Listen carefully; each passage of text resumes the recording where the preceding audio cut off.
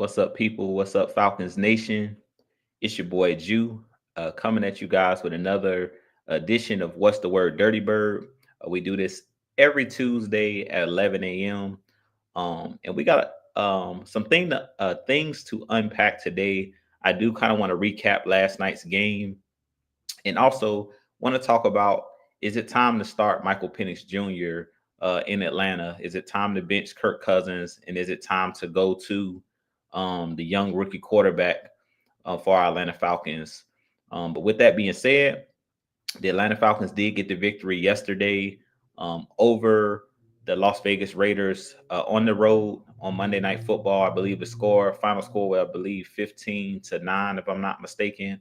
But we did end up winning the game. Wasn't a very impressive game, as far as it was a very ugly game. But the Atlanta Falcons, went on that business trip and came back with the W, keep us in lockstep right behind the Tampa Bay Buccaneers. So if they falter, we still have a chance right now at creeping towards playoff time. So I definitely want to get, jump into the chat really quick and say what's up to you guys. Then I'm going to do just a quick recap of the game and things of that nature and my thoughts. And then we're going to talk about this Michael Penix and Kirk Cousins situation. But with that being said, the first one in the chat that I see is Dre Murphy. So good morning. I appreciate you always joining, Dre. I appreciate you. I hope you're having a great week so far. And Brian People says, good morning, Brother Jew. Good morning, man. I appreciate you joining me. Miss Sonia in the building. Good morning, Miss Sonia. I hope all is going well with you on this Tuesday morning. And MVM 1978 wasn't pretty, but it was a win, a must-needed one at that. I completely agree. Yeah, we stopped that 4-game losing streak, stopped the bleeding, which we definitely needed to do because at this point, it's coming down to the nitty-gritty. We're in the last, I think we got three or four games left at this point. So we're sitting at 7-7. So I believe it's 3 games left, if I'm not mistaken. Yeah, 3 games still remaining. So it's definitely playoff football at this point. It's win or go home. William Amy says, bench Kirk. We can't afford to keep playing behind like that. All right, we're going to get into it, William Amy, but I appreciate you joining me as always. He says, ugly win, a lot of work to do. I don't really feel like this team got a lot of work to do necessarily. Personally, I really feel like that's the segue for me to go ahead and recap last night's game. And last night in our post-game show, the heavy hitters, we kind of talked about Kirk Cousins. He was the main point of emphasis in last night's recap or post-game show. But I really feel like in last night's game, there was a lot of positives that I took from last night's game, and I'm starting to see growth out of this team. The defense played really well. You guys know that I'm big on the trenches, and since the bye week, our pass rush has come alive. I seen some stat where it talked about the Atlanta Falcons haven't had a 3-game stretch where they've had 4+ sacks in 3 straight games, and this Atlanta Falcons team hasn't done that since like 2004.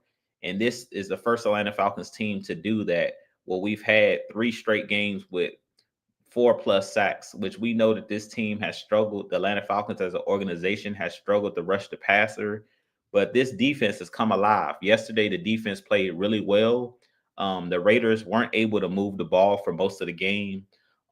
They did a good job of staying in their gaps, in their lane integrity, not allowing Desmond Ridder to do a whole lot of scrambling. He did get a couple first downs with his legs, but he was under pressure all game. And even though we ended with 4 sacks, we still had a lot of tackles for loss in the run game, and they pretty much battered and bruised Desmond Ridder the whole game. They harassed him the whole game. We also came up with a safety where Contavious Street pretty much made 2 great plays in the backfield, and the whole defense just rallied to the ball. We was able to get a safety, and our defense pretty much controlled the pace of the game and the tempo of the game. We were very good in the trenches. We were very good on special teams, having 2 punts blocked by Cordell Hodge, which was huge. And for the most part, Young Wei Koo, I think he missed like one field goal, but for the most part, the special teams was on point as well. Bradley Pinion had a lot of deep punts where he was able to pin them, and we had good field position throughout the game. So I really feel like I saw more positives in this game than negatives. The only part of the side of the ball that really struggled was the offense. The defense and special teams played at an elite level. It was really the um, offensive side of the ball where we struggled to pass the ball. Outside of that, this team played well last night. It was mainly the one phase of the game. So you talk about the three phases in the game: offense, defense, special teams. Two out of the three phases played really well. The defense played really well, and the special teams unit played really well. The offense just sputtered and struggled. And that'll be like my segue to kind of talk about this Kirk Cousins, Michael Penix situation. Is it time to bench Kirk Cousins and start Michael Penix? And personally, you guys know I've stood 10 toes down on Kirk Cousins should be the quarterback to finish out the season. But after seeing last night's game, I really feel like the Falcons should turn to Michael Penix. As you guys know, the NFL stands for not for long, and we seeing Kirk Cousins, you know, kind of like lose confidence. He's lost confidence. He's struggling to make reads. He's struggling to throw the ball down the field, and he really doesn't have any athleticism at this point. He's not able to run. He's not able to protect himself in the pocket.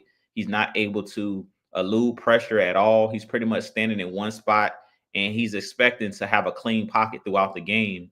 And we know in the NFL, the pocket is muddied. You're not going to have a clean pocket throughout an NFL game. These defensive linemen are too athletic. These defensive coordinators are too smart. They come up with different blitz schemes and things of that nature. And once they figure out that your quarterback can't move at all, he can't elude any pressure, they're just going to continue to blitz and send pressure and send the house, because they know that Kirk Cousins, for one, he's double clutching. For two, he's not able to extend any type of plays. And that's really starting to hurt the team, because all of the passes that we're seeing are really like short routes. But the reason that a lot of these passes are short routes and intermediate routes is because they know that the defensive coordinators are now seeing that Kirk Cousins can't move. So because they know that he can't move, they're sending pressure. And a lot of these DBs and safeties and things of that nature, they're starting to jump these in-breaking routes. A lot of these little short, quick routes, these in-breaking routes to Drake London, these in-breaking routes to Kyle Pitts and Darnell Mooney and Ray McLeod, these corners and safeties are starting to creep up in the box because they feel that Kirk can't throw the ball down the field, and he isn't going to be able to elude pressure to buy time to throw the ball down the field. So I feel like at this point, after watching last night's game, because the game had to be dumbed down so much, the playbook, they really pretty much went really vanilla and just started running the ball. We ran the ball, I think, 37 times and passed it 17. The offense got out of balance. And I feel like at this point, you cannot afford to show your hand. Yes, the Atlanta Falcons are good at running the ball, but this is the NFL, and at times you're going to have to be able to pass the ball. You're going to have to be able to have a quarterback that can move around a little bit in the elude pressure. We can't expect the offensive line to be perfect and to protect the quarterback, at all times, as far as him not having any pressure on him. And right now, it just looks like Kirk Cousins is back there scared. He doesn't want to get hit. He's watching the rush, and they talk about, as the quarterback, that you have to look down the field and you can't pay attention to the guys around you that's rushing the passer. And if you watch Kirk Cousins last night, his eyes are coming down and he's not even seeing the field well. He's looking at the rush. If he feels any type of pressure, he's starting to flinch and look for where the pressure is coming from, instead of keeping his eyes down the field, looking down the barrel and making anticipating the throws and making the throws. So I really feel like at this point, this Atlanta Falcons team needs to go ahead and throw Michael Penix in there. I really feel like if you put Michael Penix in the game, he's going to breathe life into this offense because of his ability to move, his ability to stretch parts of the field right now that we're not throwing to. With Michael Penix, you'll be able to open up the playbook. And I really feel like at this point, Kirk Cousins is holding this offense back. And you guys know, like I said, it's no disrespect to Kirk Cousins. Father Time taps everybody on the shoulder. And at this point, I really feel like Father Time is starting to tap Kirk Cousins on the shoulder, like, yeah, it's your time. It's time for Michael Penix to get his opportunity because he just doesn't have it right now. I don't know if, coming off that Achilles, if he's still dealing with it and it still has time where it's going to strengthen and get better. But right now, you've heard Mike say this, and you heard K Style say this, you heard me say this. He's starting to now throw the ball off his back foot. He's not planning the foot to throw the ball. It seems like he's scared to try to take off and run. And when he does take off and run, he really has no acceleration at this point. So I really feel like Kirk Cousins, the reason that you brought in Kirk Cousins was his ability to make accurate throws, his ability to throw the ball down the field and be an elite processor, and his ability to not turn the ball over. And pretty much all of the things that the Atlanta Falcons brought Kirk Cousins here to do and to do this job. Right now, he's not doing any of the things. Like, he's not looking like the Kirk Cousins that we knew and loved when he was in Minnesota, when he was with the Washington Redskins at the time. He just looks like a completely different quarterback. And I really feel like it just goes down to similar to what OG Sam said last night on the post-game show when Peyton Manning was with the Denver Broncos in that last year when they won the Super Bowl. And pretty much Father Time had caught up with him. He had no zip on the football. He couldn't move really. And he was being carried basically by the team. And he was more of a liability than an asset. And right now, that's what I'm seeing with Kirk Cousins. It's like he was playing well. He was playing at a really high level early on in the season, but now his game has started to digress as the season has went on. And right now, you can see that he's lost all confidence. He's lost confidence in his lower extremities. Like, he's lost confidence in that Achilles. I don't know if he's been having pain or what has happened throughout the last 4 games, but I really feel like he's just lost confidence. And at this point, if you don't have any confidence in yourself, it doesn't matter that the coach is backing you and Raheem Morris. It doesn't matter that the players are rallying behind him. If he doesn't believe that he can do it, it doesn't matter what everybody around him is telling him and saying. And at this point, I really feel like if you just look at his mannerisms out there on the field, if you just look at the way that he's playing the game last night, it was plain and clear to me that right now he's just not confident. He's gun shy. And like I said, he's not doing anything well. So it's like, why is he out there if he's injured? Why is he out there if he just can't make the plays that he normally could make? I really feel like at this point, if you're going to just run the ball 30 to 40 times a game and then just throw a couple of checkdowns, we can put Penix out there to do that. And I really feel like Penix would add another element to the offense with his ability to run himself, because he's a guy that can extend plays with his legs.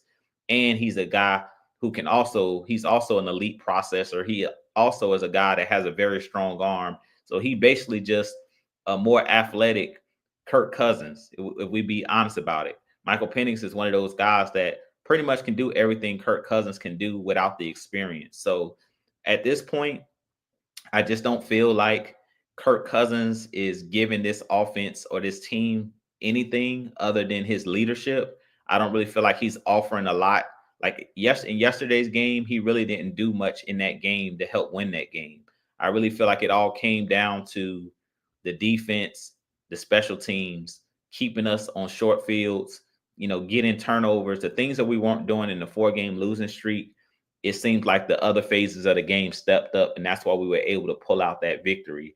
But I really feel like if Michael Penix was out there in last night's game, we probably blow the Raiders out, because Michael Penix is going to be able to hit some of those throws that Kirk Cousins was missing, and they're going to be able to open up the offense with Michael Penix because of his ability to throw the ball down the field. So I really feel like the benefit at this point of putting Michael Penix in the game is you'll be able to unlock possibly Kyle Pitts. You'll be able to unlock Mooney even more. You'll be able to unlock Drake London even more, and even Ray McLeod, because we'll be able to now throw the ball deeper down the field and make those deep shots where we're not taking those deep shots right now down the field. We'll have the ability to do that if you put Michael Penix in there.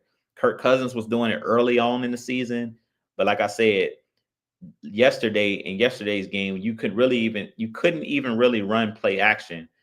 Part of it was the offensive line was not doing a good job of getting a bead on where pressure was coming from, so guys were running through free. But another thing was, like I said, Kirk Cousins cannot extend plays and make defenders miss, because you can't expect your offensive line to give the quarterback a clean pocket consistently throughout the game where there's no pressure.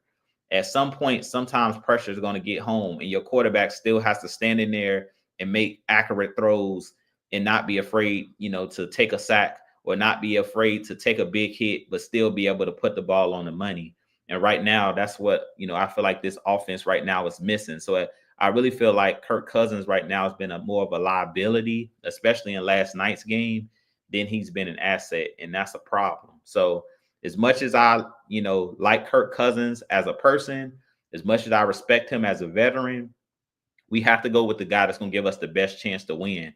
And I really feel like at this point, Kirk Cousins isn't giving this offense the best opportunity to win, because if you got to dumb the playbook down that much, like we saw last night, because Kirk Cousins can't move around, then at this point you're holding the team back from being successful, because we have way too many explosive weapons on this team where we should be able to put up 25 to 30 points a game. We have that many weapons. When you have a Darnell Mooney, when you have Drake London, when you have a Kyle Pitts, you have to be able to get these guys involved. The Bijan Robinson, you got to be able to get these guys to football. And I really feel like Michael Penix, if you put him in there, because of his arm strength, because of his accuracy, and because of his ability to be able to extend plays, I really feel like you're going to see this offense go back to the level in which they were playing at when Kirk Cousins was hitting on all cylinders. So I would give Michael Penix a shot to start in this game against the Giants, to be honest with you guys. Now, as I mentioned yesterday, once Penix gets out there on the field, I'm not going to put these lofty expectations on him that you got to win the division, that you got to come in, you can't make mistakes, because he's still a rookie. So I still expect him to come in and possibly make mistakes, but I feel like at this point, he still gives this team the best opportunity to win. Because what we saw last night, the game plan of just run the ball, throw the ball occasionally, Penix can do that. The reason I didn't want Penix in initially is because I felt like Kirk Cousins was still playing at a pretty high level. He was still throwing for 300 yards. He was still showing me the signs of what we seen early in the season when he was, throwing the ball around the field and all around the yard. But now that I see that he can't move, and now that I pretty much see that he's not, able to protect himself, not able to escape pressure, not able to extend any plays, now you're asking everyone around you to be perfect, and that's unacceptable. Like, you can't expect your wide receivers, running backs, and offensive line to be like carry you. Basically, they can't carry you, and that's what I felt like was happening last night. They were trying to carry Kirk, and that's why you seen everybody else kind of overcompensating, and that's why everything looked hard. Like I said last night, it looked like it was hard for this offense to get a first down. Outside of running the ball, anytime we got behind the chains, or anytime it was third down and we knew we had to pass because it was like 3rd and 5 plus, it was either a sack, it was either Kirk Cousins throwing the ball short of the sticks. It seems like everything was just hard. Where early on, when we was clicking on all cylinders, with the weapons that we got, it shouldn't be hard for us to get first downs. Let's just be real. But with that being said, I'm gonna jump back into the chat really quick and just say what's up to you guys, because I know I done went on a little rant of my own. And let's see here. And Gambred Monk says, good morning, y'all. Not a lot of work to be done, more like change to be made. Yeah, I completely agree. At this point, it's not a whole lot of necessarily work that needs to be done. I really feel like it's just adjustments that need to be made. And sometimes that adjustment is taking a player out and putting somebody else in there. Sometimes that's the best thing. Chosen One says it was just Kirk Cousins that struggled, and I can kind of agree with that. Yeah, he was the main person struggling. And Dirty Birds 248 says we are in big trouble if this offense shows up like it did Sunday. Giants have way better defense, better quarterback than Raiders. I completely agree. I mean, well, the Giants, I don't know if I know they had some injuries, but I know that they have pass rushers. So they have Thibodeau and they have Brian Burns, the former Carolina Panthers. So they have some big boys up front. And then they also have Dexter Lawrence at that defensive tackle position. So they are a much better defense, really good in the trenches. In their front seven, they're really good on the defensive line. So that spells trouble for a quarterback that don't want to move like Kirk Cousins. If you can't move, that spells trouble when you have pass rushers breathing down your neck.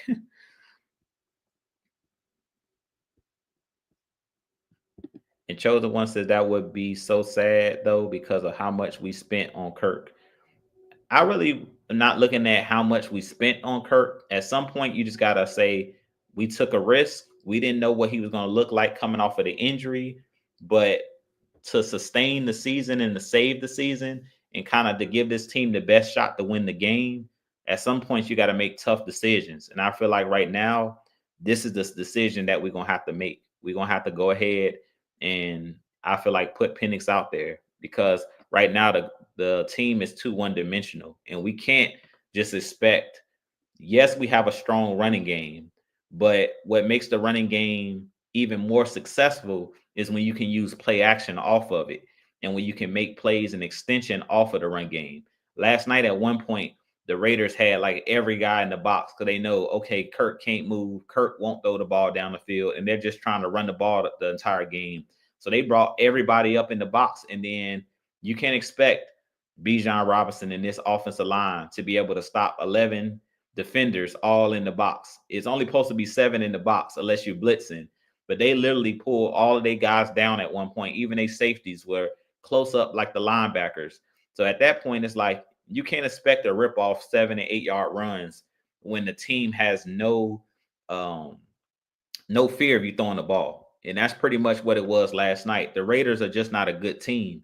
Any other team you do that against with a really good defense or a comparable defense, they're going to take advantage of you being one dimensional. So you never want to come into a game telling a team all we're going to do is run the ball. Yes, you can have that as your identity, but you have to have something that can play off of that, be an extension of whatever you do well. And I really feel like last night that's the reason we struggled because the passing game was non-existent, and we can't have that. We can't have it be one-sided. You can have a really good running game and okay passing game, but you can't just have a really good running game and no pass game whatsoever. And to me, passing for 112 yards or whatever it was, that's not good enough. It was good enough last night because the Raiders are just as bad on offense. But when you go up against somebody that's even average on offense, which we've seen over the last couple of weeks, that's going to come back to bite you eventually if you can't score or you can't move the ball consistently. And Dre says, me personally, I say no, stick with Kirk. 2 Chainz, Cousins until we're eliminated from playoffs, then start Michael Penix Jr. Just my opinion though. Well, I don't completely disagree with that. That was my first thought as well.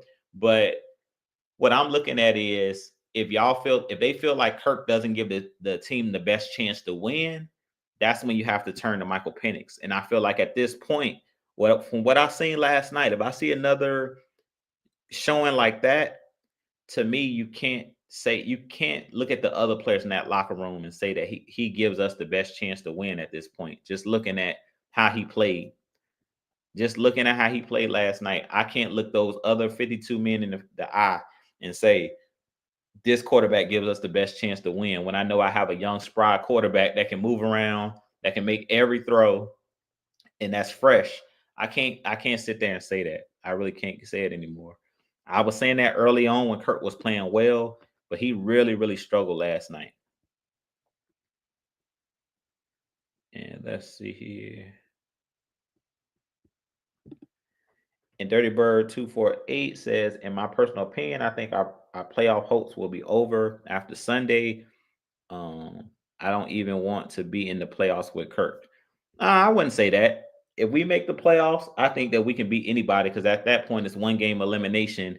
And if you go in there with Kirk Cousins or whoever you're playing with house money because nobody believes that this Falcons team is really that good in the media. That nobody would buy that the Falcons would be able to make a deep playoff run. So I really feel like if this Falcons team gets in the playoffs, they're playing with house money at this point because nobody's going to bet. They're not going to be the betting favorite to win a game in the playoffs. Even in the wild card, they'll be the underdog. Even if it's a home game, the Falcons will be an underdog in that game, most likely, if they're playing the way that we're playing right now. So, I'm not completely, done with Kirk Cousins in general. I just feel like at this point he doesn't give the team the best chance to win anymore. From what I saw yesterday, I got to be completely honest. And you guys know I'm gonna keep it 100 stacks with you guys. I don't, I keep it a buck. I was standing behind him early on because he was making mistakes, throwing interceptions and stuff like that, but he was still playing well. He still was making the throws and things of that nature. But last night, when I seen that he's missing throws, he's not, stepping in the throws. It looks like he's afraid to get hit. He's looking at the rush. You can't have that. You can't have that.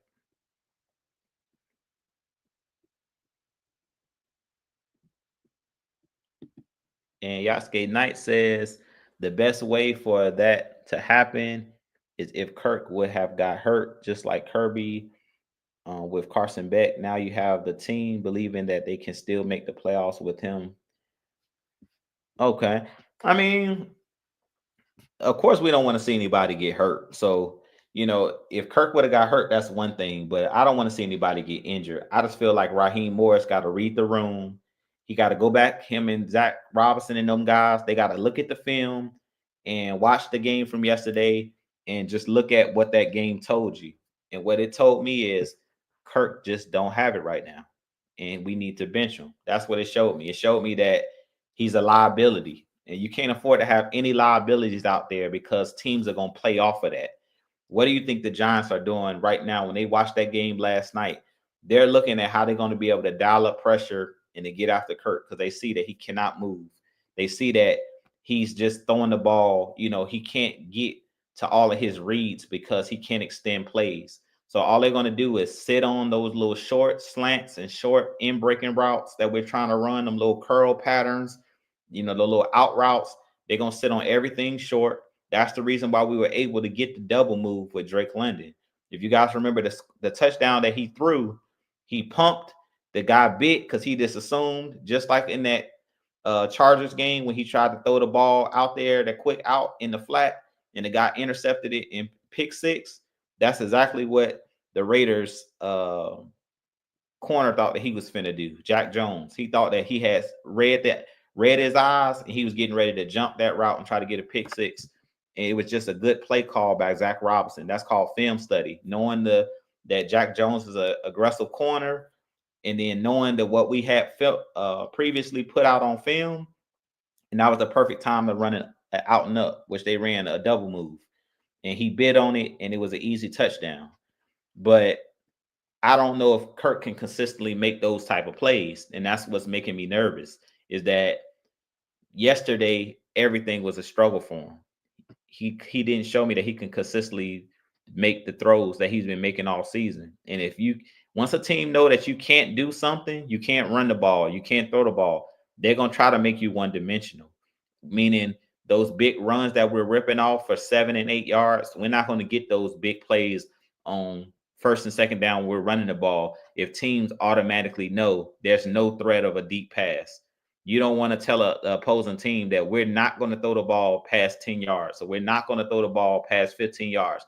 Because once you start telling, you show the defense that consistently and give them, a view of what you're doing and a steady diet of the same thing over and over again, that's how you get exposed. So we can't afford to do it. And let's see, I'm going to scroll down some. And King Treyway says, "What's up, Jew? What's going on, man? I appreciate you joining." And Dre says, "The G-Man got a good defense, but they got to score points to win, bro. Point blank period in the discussion. Yeah, I completely agree. But I really feel like Brian Daboll in that offense, they do some decent things. I mean, they just don't have a quarterback. They're another team that's struggling, and they're kind of tanking as well. They're going to play hard, but they're trying to get a quarterback in this draft. That's the reason why they went ahead and let go of Daniel Jones, because they can kind of see that the writing was on the wall, and that's why they released him. But I agree with, we still can't come into this game thinking that it's going to be a cakewalk, because as well as our defense played, as well as our teams unit played last night, you see that it was still a one possession game, and they literally was throwing the ball at the end zone at the end of the game, which the Raiders could have easily stole that game from us. As well as we played throughout the game, the defense getting turnovers, getting takeaways, the special teams getting blocked punts. With all of that stuff that they did, we should have won that game by more points. The reason we didn't win the game by more points, it goes back to what I was just talking about with Kirk Cousins. We were not able to pass the ball. All we were one dimensional on offense. So if you can't pass the ball or you can't run the ball and you're one dimensional, it's going to expose your team. And that's what happened last night. It exposed us. We should have easily put up 25 to 30 points last night based off of a pick by Justin Simmons, a pick by Jesse Bates, two block punts. Like, it's no reason when you get almost four takeaways or four short fields, a dang on safety. Like, pretty much, we should have won that game by a bigger margin. The reason we didn't is because we were one dimensional on offense, and we dumbed the offense down to almost like high school pee wee level. We're just running the ball, like running the ball over and over again, and then trying to just kick field goals. You can't expect to continue to win games like that. It's not going to work.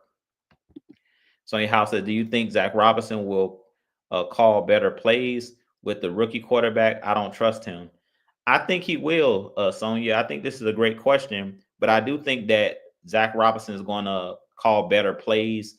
I don't necessarily think it necessarily mean it'll be better plays. I think it opens up the playbook, because now you have a guy who can move. So now you can run a bootleg. You can run even a dang on RPO, where your quarterback has the opportunity to do a quarterback keeper where he keeps the ball and runs. So it just opens up and makes you more of a threat. Michael Penix gives us more of a threat on offense, because now you have multiple guys that can run the ball in the backfield. Now you have a guy who can throw the ball deep down the field. You have a guy that's not afraid to get hit. So he's going to stand in there and take hits and deliver the ball on time and accurate. He's going to plant his feet in the pocket. He's not going to be afraid to step in the throws. So make no mistake about it. Michael Penix is a better passer of the football than Kirk Cousins at this point. As far as if you're talking about gifted passers, stronger arm, put some zip on the ball, throw the ball accurately deep down the field, Michael Penix is a better thrower of the football, natural thrower of the football than Kirk Cousins. Kirk Cousins has never had a great arm or a super strong arm. Kirk Cousins is extremely accurate. I compare Kirk Cousins to Drew Brees. Drew Brees, you were going to never mistake him for John Elway or mistake him for Michael Vick or somebody that had a really strong arm, or Josh Allen. He was one of those guys that threw the ball with anticipation. He was a guy that was extremely smart in Drew Brees, where he was cerebral. He knew where he was going with the football at all times. He knew where his hot reads were and things of that nature. And I really feel like that's what Kirk Cousins is. And that's why I say at this point, what is Kirk giving his team? Because he's not really giving you much when it comes to like his ability to make good decisions. He hasn't been making good decisions through that losing streak over the last 5 games. He's not throwing the ball good with anticipation. In yesterday's game, he was throwing the ball late. I was seeing the ball getting thrown behind people. It just seems like he was not in any type of rhythm, and that's my problem. And let's see here.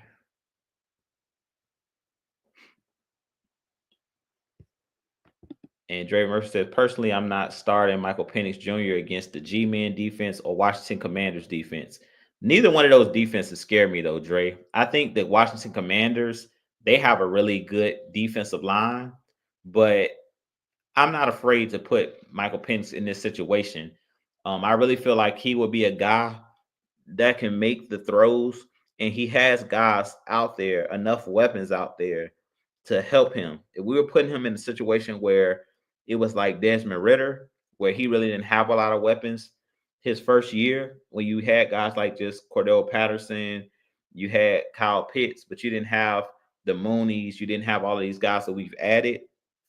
I think that at that point I would be a little bit nervous, but the Giants defense doesn't scare me, and the Washington Commanders defense doesn't scare me. Their defensive lines scare me, and I feel like Penix will have a better chance going up against those defensive lines, because I feel like right now Kirk Cousins scares me. He's the one who scares me going up against those defensive lines because he doesn't move.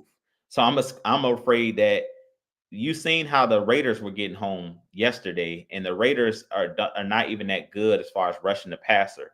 Outside of Max Crosby and Caleb Von Chason, they really don't have premier guys like their backup guys that were playing. Crosby didn't play last night, and to me, the Raiders were still getting a decent amount of pressure when we were throwing the football on our quarterback. So just imagine what the Giants are going to be able to do. Just imagine what the Commanders are going to be able to do, because both of those teams have better defensive lines than the Raiders overall. Max Crosby is probably the best defensive player out of those three teams just by himself, standalone. But as far as the group, when you look at the Raiders defensive line, the Giants defensive line, and the Commanders defensive line, I would take the Commanders defensive line and the Giants defensive line over the Raiders as a totality. So that's what makes me nervous about Kirk not moving, is when pressure gets there. I feel like a lot of the plays that were yesterday, that some of them were not sacks, they're going to be sacks when you're playing against the Giants or the Commanders. And Raven Elder says that game was hard to watch, but it feels great to get a win. At the end of the day, that's what it's about. We went out there to get a win. So I agree. I was happy with the W. I was happy that we stopped the bleeding, and I was happy that we stayed in the game. We stayed in the playoff race with that win. And Carlos says, I think stick with Kirk because of the situation we are in, but Penix does need to be in now, and the Giants may be a good game to do it. Yeah, I agree. Like, I didn't agree with bench Kirk going up against the Vikings. I wouldn't have wanted that to be Penix's first game to have to go up against. For one, it was Kirk's former team, but for two, I feel like Brian Flores and that Vikings team, they're a vaunted defense. They're one of the better teams in the NFC. So you don't want to start his game on the road in one of the most hostile places to play in Minnesota, going up against one of the better defensive coordinators in the league and one of the best defenses in the league. That wouldn't have been wise. But the Giants, they're a bottom feeder team, 2-11, whatever their record is, 2-11 or something like that, 2-12. This will be the perfect time. If you're gonna put Penix in, you're at home in your environment.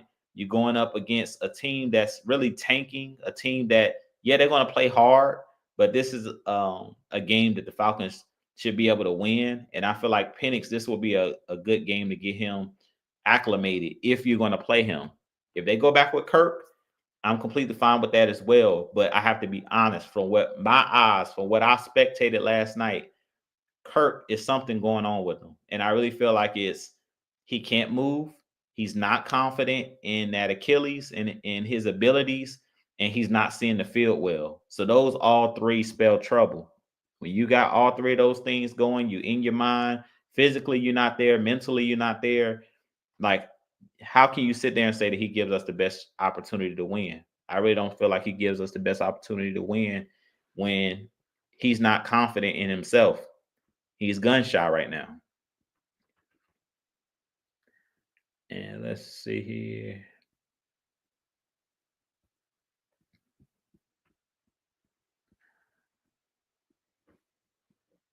And Ghost Pepper says, "What's good, Jew and Falcons fam? This is the quickest in-season downfall I've ever seen. To go from Kirk Co change to Kirk O Payne in a month's time is legendary sad. Legendarily sad.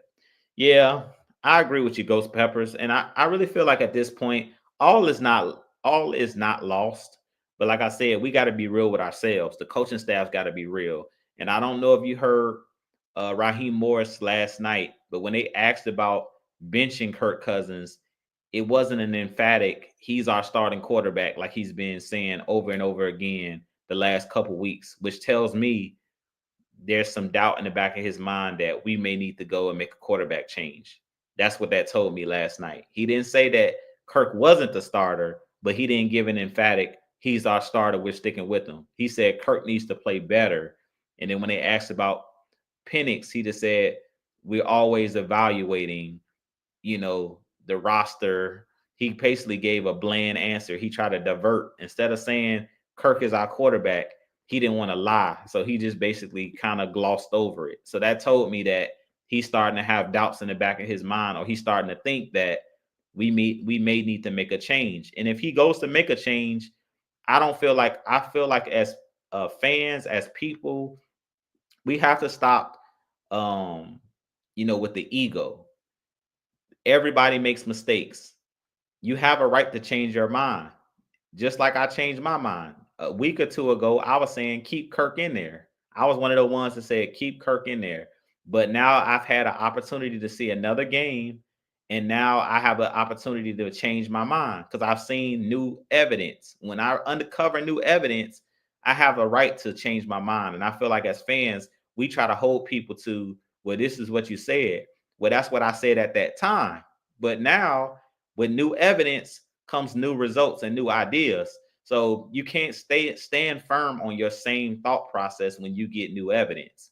The new evidence is Kirk Cousins is not moving around well. The new evidence is Kirk Cousins isn't confident. Kirk Cousins isn't doing the things that Kirk Cousins would normally do.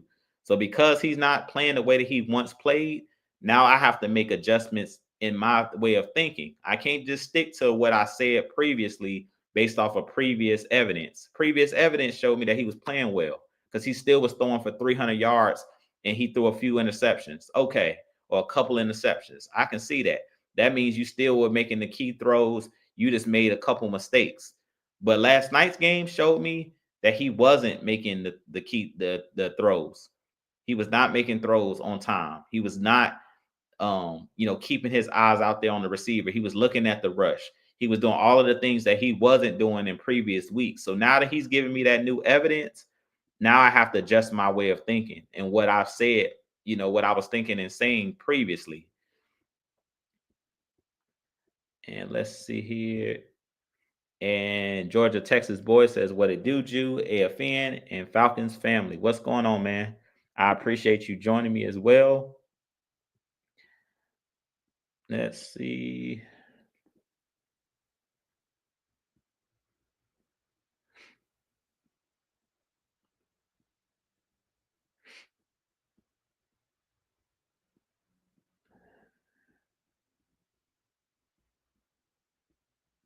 Let's see. And I see here Groovy Dawn and put a bunch of different statements in here, but he says Penix can break free of pass rushers to gain outrageous first downs.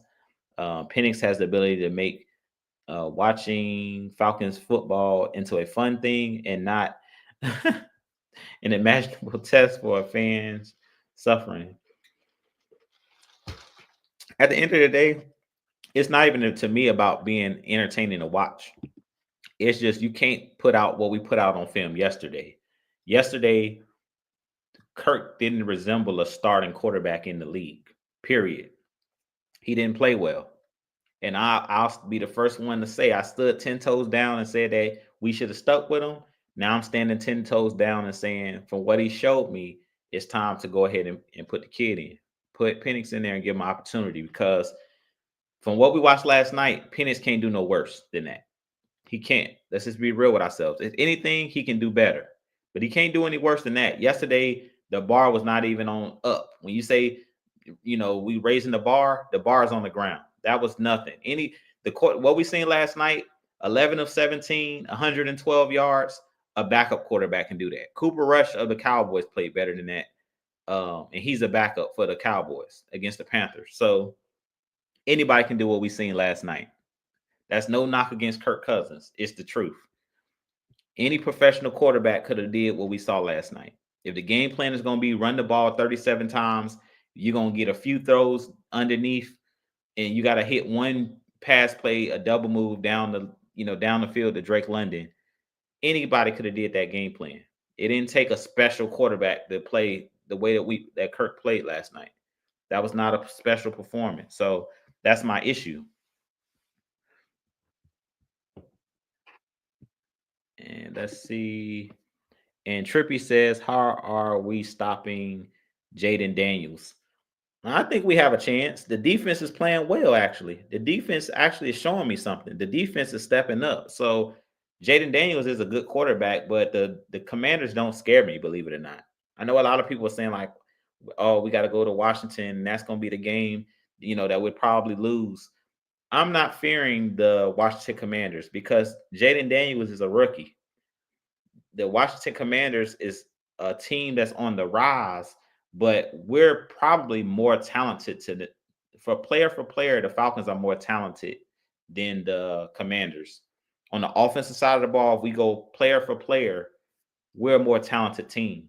We can play with anybody, but we have to be hitting on all cylinders. If we're playing the way we played last night against Las Vegas, it's not going to be pretty. If we come out and play the way we played, if we play like that, it's going to be hard to get a win because we can't assume that our defense is going to play the way that they played last night every game and be locked down. We can't expect to go into this week and say we're going to get 2 block punts. The chances you blocking a punt, I haven't seen a team like block punts in back-to-back consecutive games. We had 2 punts. That shows that the Raiders are a bad, poorly coached team on special teams wise. For us to be able to get 2 block punts in one game is mind-boggling.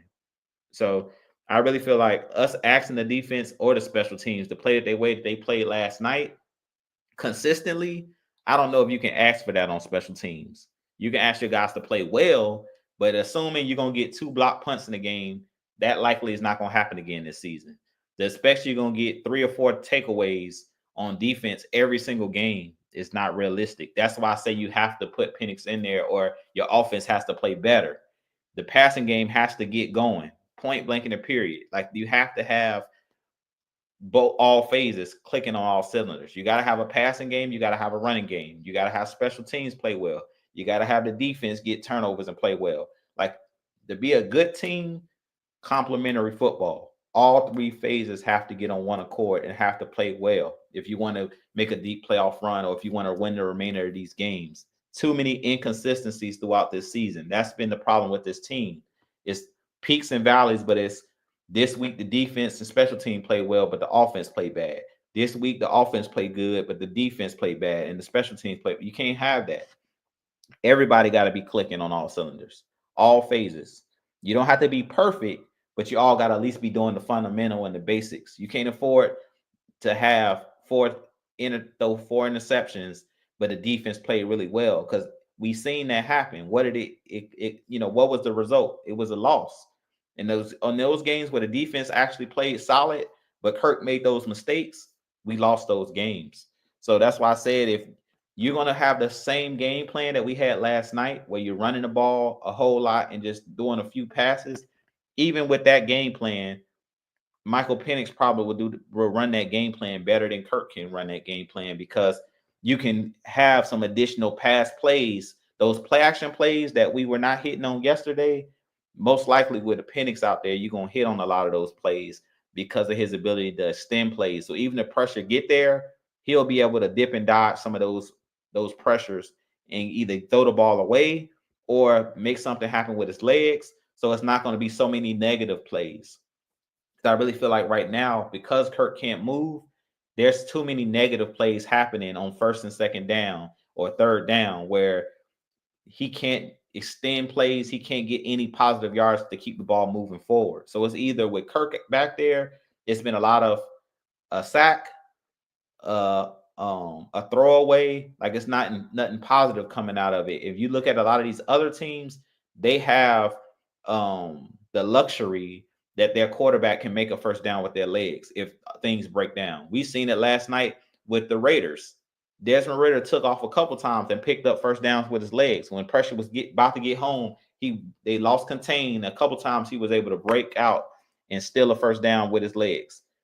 The Falcons right now don't have that benefit where everybody's covered. Like they showed one play yesterday during the game, and I believe it was Louis Riddick. They showed the play from the quarterback's view, and he said, "Who's open?" It was nobody open. I think that's the play Kirk tried to take off and run, or he took a sack.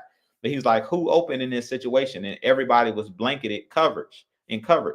So if that's the situation where you got Michael Penix in there, he may be able to escape and at least get you 2 to 3 yards with his legs instead of standing there and taking a sack.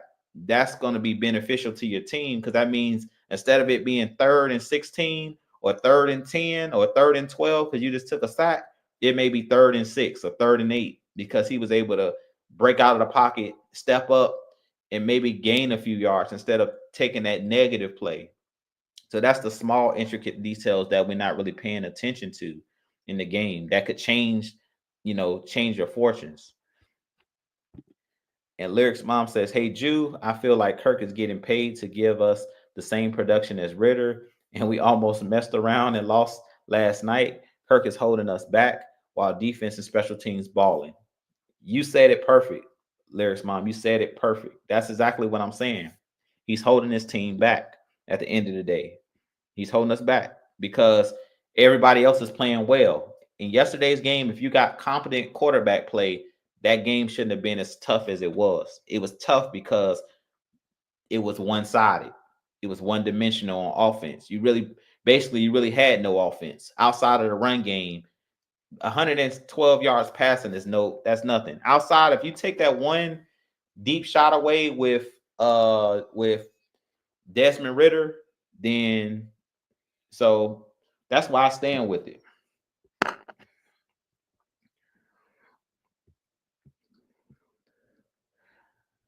Let's see here.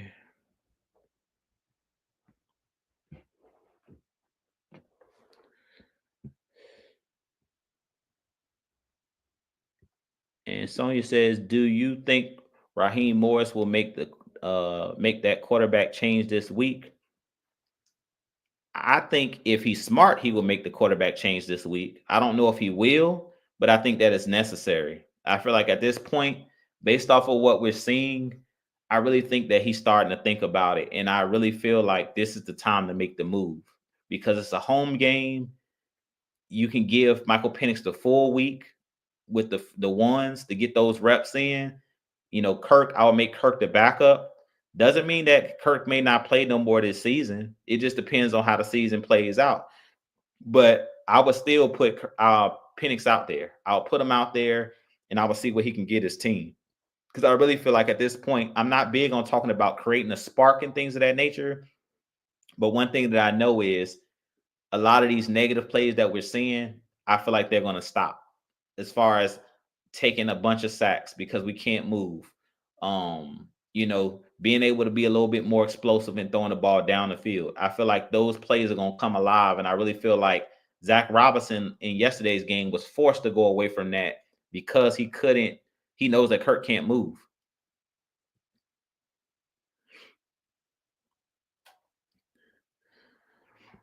Let's see here.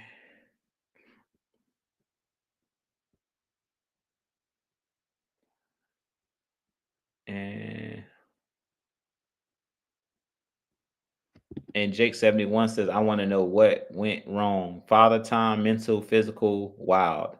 I think it's all of the above. I think that it's multiple things that have happened, but I really feel like it's mainly confidence. His confidence is shaken right now. His confidence, and then I feel like his physically, I really feel like he don't trust that Achilles. He doesn't trust anything right now, and that's the problem. And we've heard Mike said this last night. It's like he's just not trusting it. He doesn't trust his Achilles right now. When you start having those injuries and things of that nature, and you start second guessing, your abilities, that also affects you mentally. It's all connected. So I really feel like it's everything. Like what you just mentioned, it's father time, it's mental, and it's physical. It's all three.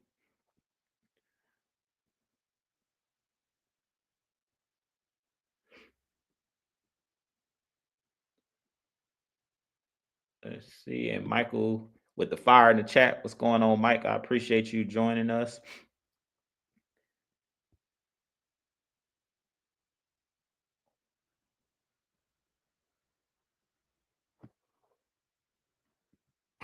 And Corey Gear 5 says, I don't remember any quarterback coming back from Achilles injury and performing well for a season. Yeah, I don't know. I don't know if there's been many quarterbacks that had an Achilles injury that's been able to come back and be successful. To be honest with you, I can't remember one off the top of my head, especially not older quarterbacks. But I feel like at the end of the day, he'll be fine. Like I said, it could be that he just needs time to rest. It could be that as well. Maybe he's still recovering from the injury, but that injury is not going to get better with him playing. He's going to have to rest it and let it heal up if that's what the issue is. But I really don't know at this point, if that's what the issue is. And Bernard says a lot of people say Kyle Pitts a bust, but he has had four different quarterbacks. I say he has no chemistry with no quarterback. I agree. I agree. Kyle Pitts outside of his first year um, with Matt Ryan, he hasn't had any seasons where he went over 1,000 yards. That was his best season, and they had some chemistry that first year. But also, you got to remember he was like the only target that we had, so he was being targeted a lot as well. Because I believe that's the year that Calvin Ridley left the team due to his mental and things of that nature. So because of his mental health and all of that, I think that year, outside of CP, Cordell Patterson, we really didn't have any other weapons in the passing game outside of Cal Pitts because we didn't have a number one receiver in that season. So he pretty much was the focal point of the offense. So that was another reason why, he had a lot of the yardage, him getting that 1,000 yards. You guys give me 1 second here. And we're gonna get ready to wrap this thing up too. I'm gonna probably take a few more questions and then I'm gonna get up out of here.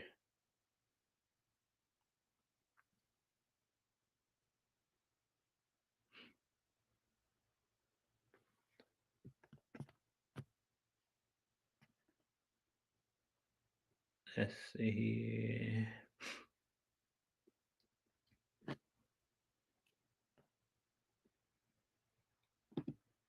And Phelps or else says next year trade Kirk, start Penix, and pick up a decent bet to back them up. Um, to be honest, I don't know if they can try to trade Kirk. I don't know if it'll be a team out there that wants Kirk Cousins. I mean, if somebody's willing to take that contract, but if there nobody is willing to take the contract, you either let him be the backup, which that's if Kirk wants to be the backup. Either Kirk possibly could retire, or you just cut him and you give him the money. Let's just be honest. Like I've seen teams do that. They just like Russell Wilson, the Broncos just cut him. They didn't even trade him. They just cut him, I believe, if I'm not mistaken. Or did they trade him? They may have traded him. No, I think they cut him. No, they cut him because he was a free agent. So they basically cut Russell Wilson. They just cut their losses. So sometimes you just got to eat it. You make a mistake, you just got to eat it. Say, we're going to go with Penix. We already got our quarterback of the future. And if he don't want to be the backup, you might just have to eat that dead cap. The same thing we did when we got rid of Matt Ryan. When we traded Matt Ryan, they pretty much had to eat most of that salary. The Colts didn't eat that salary. The Falcons ate it. That's why we had the largest cap hit in history at that time because they had already paid them the money, but nobody's going to pay, especially now that teams are seeing that Kirk might be done or he's struggling. They're not going to pay for that $100 million contract or that $50 million a year contract. If the Falcons aren't able to trade them, they still going to have to eat most of that salary.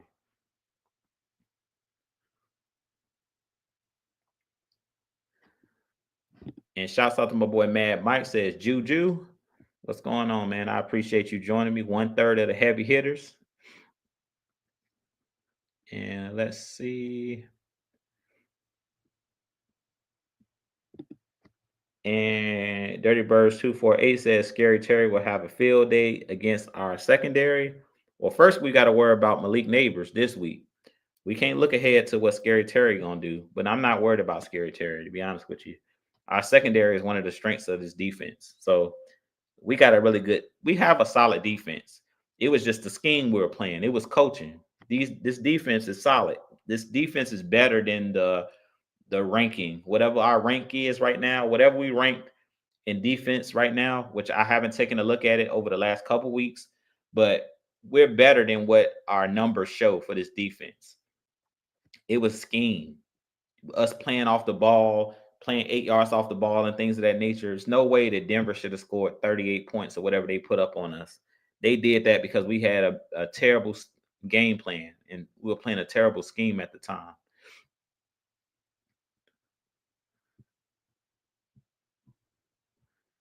And let's see.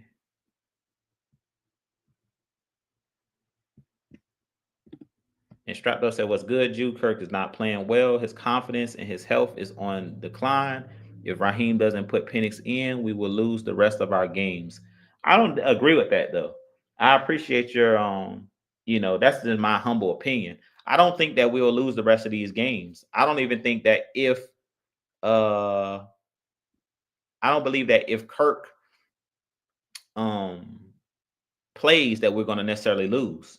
I don't think that we'll necessarily lose the game if Kirk plays. I think that we have a chance to still win even if Kirk plays in these games. I just think that Penix gives us a better chance to win because you can open up the playbook because Kirk right now is just not playing well. So you put Penix out there, he's going to open up the playbook a little bit more. Zach Robinson will be able to open it up. And shouts out to the wife in the building. Teacher Red, what's going on, baby? And my bro in the chat as well. He says Kirk's trash. Yeah, my bro been telling me that all year. He been saying that all year to get rid of Kirk and put Penix in there. But I didn't come to the light, bro. I don't think that Kirk is trash, but I said from what I seen yesterday, put Penix out there. Kirk can't move. At this point, I've come to the light.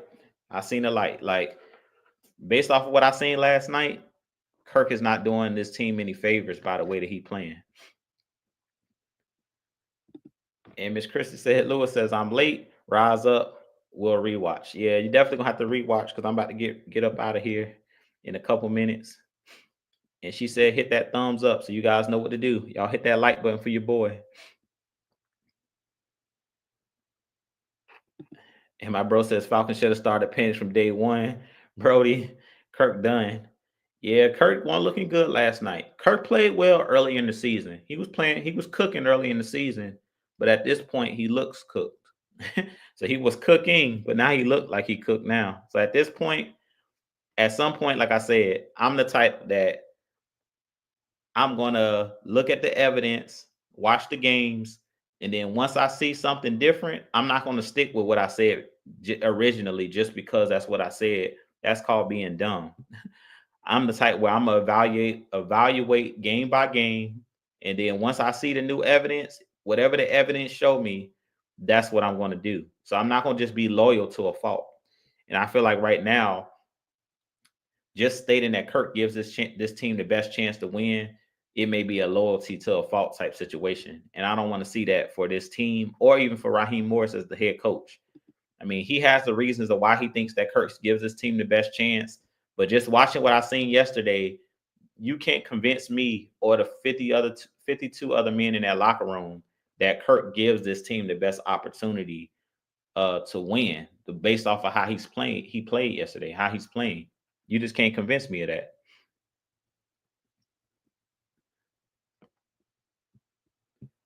And Michael says, if some team pays 33 to 50% of Kirk's contract, then that's a win. Yeah, I agree. I don't know what the teams are going to be willing to pay or give us for him if we trade him. But if we can't get nothing for him, we have to eat it. Just eat it. We might just have to eat the contract. I mean, sometimes that happens.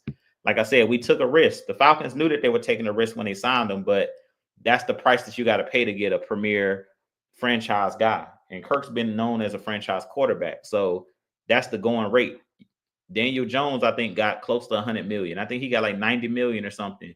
And we know that Daniel Jones is not good, but that was the going rate for quarterbacks. That's why they need to change the salaries as well for these players because the quarterback salary is just outrageous. They actual pay scale.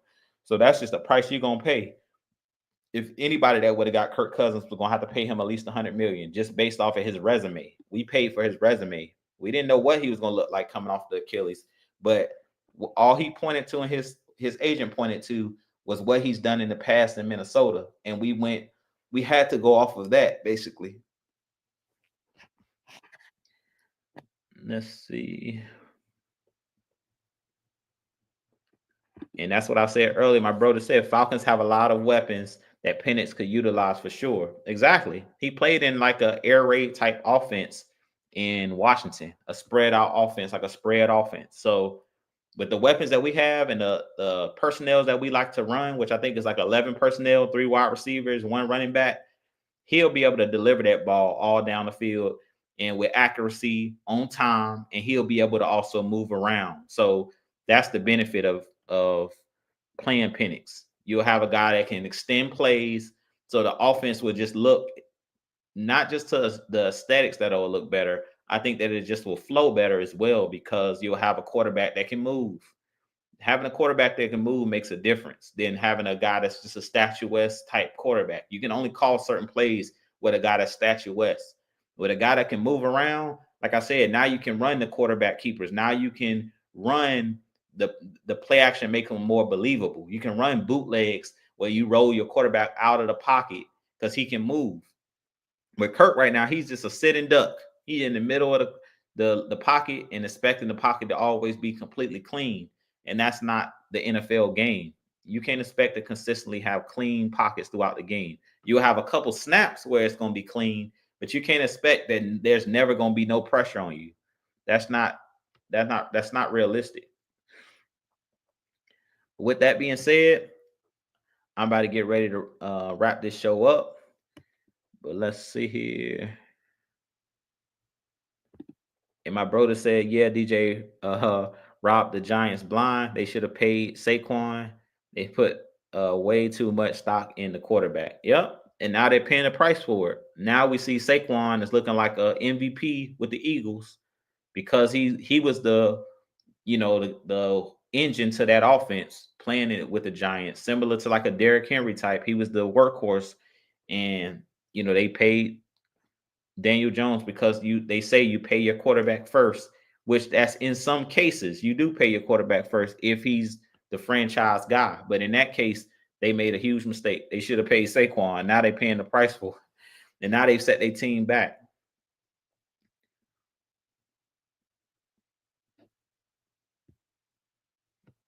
With that being said, I'm about to get up out of here, but I want to hit one more comment here. So Dre the boxer says Matt Ryan says the field is closing in on him. I don't know what that means, but the legend doesn't see his physically or see him physically on a decline, but mentally. Yeah, I think it's both. I think it's both. I really feel like Kirk is just right now. He's just not seeing anything well. He doesn't have any confidence right now. He doesn't believe in anything. He doesn't believe in what he's seeing as far as when he would normally let the ball go. He's double clutching. He's not believing that he's healthy enough to play because if you watch how he's playing like he doesn't want to get hit. It's just a lot of different things. Like I said, I think it's mental and it's physical at this point. And that's why I say you may need to bench him, maybe just to clear his head, to be honest. I mean, we've seen with Bryce Young, they benched him with Carolina. He sat for like a couple games and now he's back playing well. So sometimes you may just need to sit and watch the game from the sideline so you can get a different perspective and get some of that pressure taken off of you. So it could be a lot of different things, but I really feel like that's the issue. It's no crime in benching $100 million quarterback. There's no crime in that. If the guy's not playing well, he's not playing well. Go to the guy who is playing well. Go to whoever gives you the best opportunity to win. That's all that matters at this point. And there go my bro said it right there. Bryce Young and Anthony Richardson. Right. Both of those guys got benched. Sometimes you need to get benched just to clear your head. It's nothing wrong with doing that. So with that being said, I'll holler at you guys in the next video, next show. I thank you again for joining me for What's the Word, Dirty Bird. I have a lot more content coming for you guys. If you're new to the channel, hit that subscribe button for your boy. Hit that notification bell so you'll know when I drop content. Hit that like button for your boys as well. Happy holidays to you guys. As always, rise up, be blessed. Peace.